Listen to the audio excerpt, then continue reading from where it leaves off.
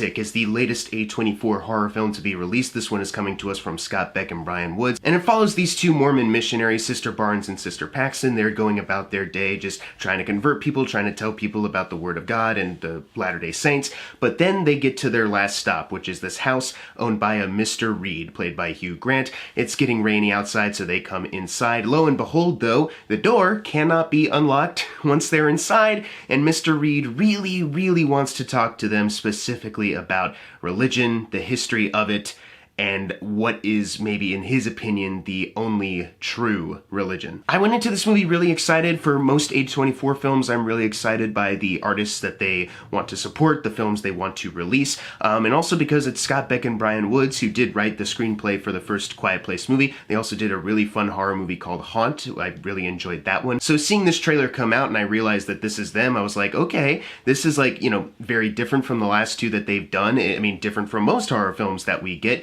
It'll be interesting to see how this plays out because it seems like they've got a really great hook here. And in general, I've been really excited to see what Hugh Grant is up to in movies. And I'm not somebody who grew up with like all of his rom-coms. I've seen every single one. I've seen like a handful. I've mostly just been into him because of the last couple years of his career. I guess ever since Florence Foster Jenkins came out, where he's just been picking all of these interesting roles, whether it's that or Paddington 2 or The Gentleman or Dungeons and Dragons, or of course, him playing an Oompa Loompa for Paul King in Wonka. So seeing him pick this role, it's like, okay, clearly there's something interesting here. There's got to be something here because he's been very selective about what parts really suit him right now. So I was really hoping for something great, and that's what I got. I was really riveted from start to finish by this movie. Beck and Woods, what they were able to accomplish here is really something special. Their screenplay really worked for me, and so much of it being like dialogue, monologue driven, that can lose an audience if you don't write it well enough, if you're just kind of like being very repetitive or boring with it.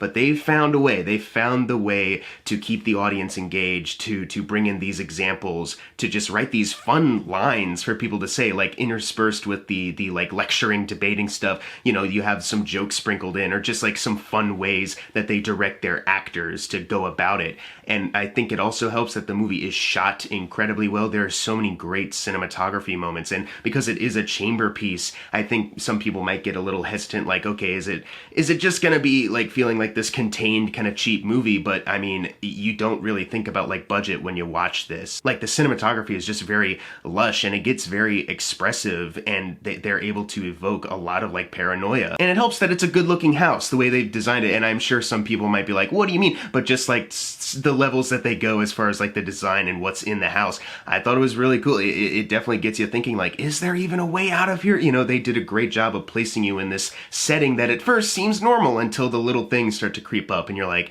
oh wait, this whole thing is fucked, isn't it? And I'm praising the screenplay by Beck and Woods, obviously. They did a great job writing, but of course you need your actors to really elevate that material, and obviously Hugh Grant is the one that everyone is talking about, and for good reason. His performance as Mr. Reed is incredible, one of my favorites of the year. It's like when they were writing him, they were like, we know we need someone who could be like a fun college professor, like he really knows how to entertain the kids, but he has to also be able to flip on a dime and turn really like menacing and cold. You need both, and you can't have it feel jarring. And Hugh Grant kind of is like the perfect guy to do that, and I think he really captured that energy so well. Like I was sitting there thinking, like, man, if this guy could be like my teacher, if I was like still in classes, like if I could have this guy as a teacher, I would look forward to that class every single day. But then when he is able to like so expertly flip into this other mode, it's like, yeah, he's got the right energy for that too. A lot of bitter British Hugh Grant life has been leading to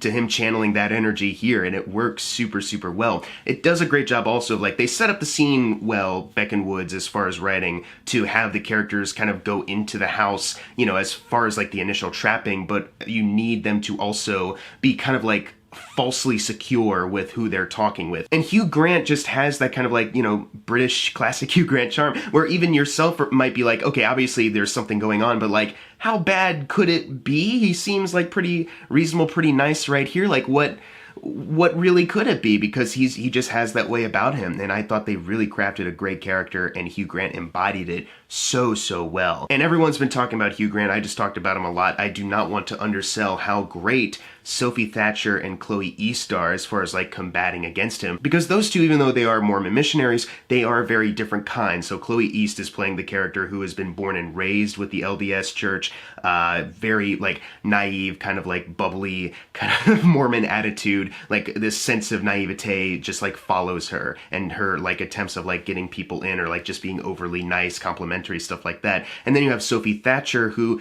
is, you know, trying to be nice and cordial as well, but you can tell because she wasn't born and raised there that, you know, her and her family like looked around for a little bit.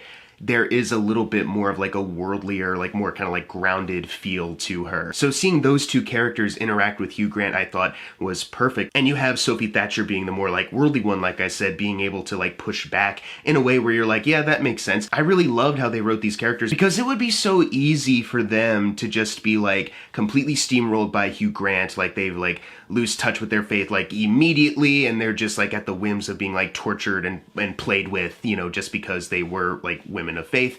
And I am not somebody who is a Mormon, has any history with that church. I am not religious in any way, shape, or form, but I just like how they wrote these characters, because even when you have Hugh Grant, you know, just coming at them with so many like different facts and, you know, tidbits about the history of religion, different comparisons he's bringing up from pop culture, music, board games, whatever, they are still able to like find the way through as far as like retaining their faith. Even if they might have some doubts or certain thoughts are creeping in, it's more subtle, and they're still able to like retain that bit of faith as it goes on. Like I said, with Sophie Thatcher kind of being the leading force of pushing back. And I just, as far as like where the story goes, I do really like where they ended up going. No spoilers, obviously, but because of just the nature of how it was written, I couldn't really guess what was going to be said by Hugh Grant next, what the next room was going to have in store for them, you know, what the next piece of philosophy was going to be dropped, whatever. But I did really like how they pieced it all together and made it work, and ended on a note that I thought was just very perfect character-wise for all of them. If I had to have any flaws with the movie, the only thing I would say is that in the last act, and I'm not someone who's like, oh, this the last act, they completely missed the mark, whatever. It's like, it's not the entire last act.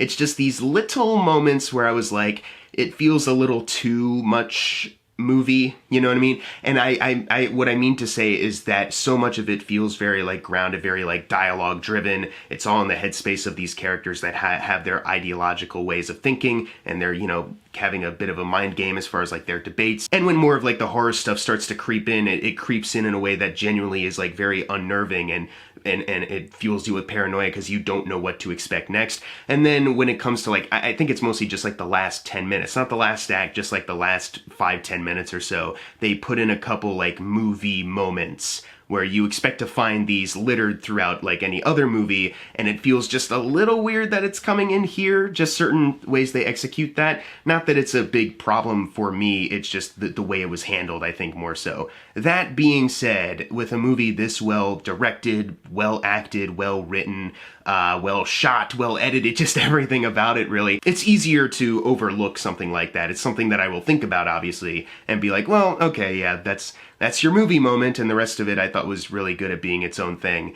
But it's still a compelling narrative, and I like where everything went overall, and I would highly recommend you go check this out if you haven't yet. I'm gonna give Heretic an A, a very well thought out horror picture. Would recommend you go see that. Obviously, Wicked and Gladiator 2 and Moana 2 are right around the corner, and everyone's going to prioritize those, obviously. And this movie's already in good shape as far as like what they've made so far at the box office and how small their budget was. But I just think it would be really cool if this one got a bit more of attention, because I do like how much thought was put into this. It's not just they came up with the concept and then they were like, well, what else do we do? I don't know, we're on a bit of a timeline, aren't we? So let's just, you know, bullshit our way through it. Like, they really did think about, like, those lectures with Hugh Grant, like, there's parts where I'm like, okay, yeah, like I was like actively like trying to think along, and I was like, man, like they really put in the work here to craft all of these dialogue scenes, and I really loved that. But if you've seen Heretic, leave your thoughts in the comments below what you thought of it, and as always, thank you guys for watching. Make sure to subscribe. I'm Jackson Fulcher. See you guys next time.